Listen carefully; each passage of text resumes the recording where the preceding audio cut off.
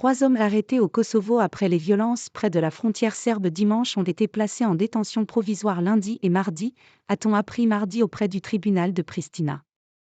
Le tribunal de Pristina a ordonné leur détention pour 30 jours, a dit à l'AFP la porte-parole du tribunal, Mirlanda Agassi, à propos des 2 hommes incarcérés mardi sous l'accusation des « actes terroristes ».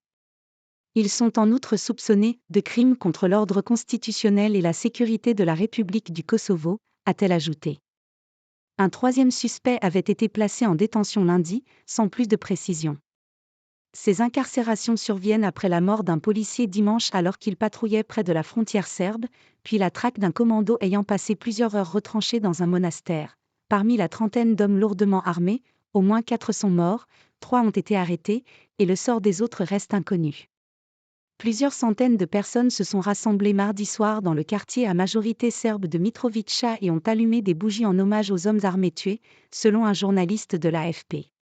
Des rassemblements similaires ont eu lieu dans 3 autres villes de la région. Selon Pristina, au moins 6 d'entre eux seraient passés en Serbie. Les autorités kosovares ont également annoncé avoir découvert un véritable arsenal de guerre.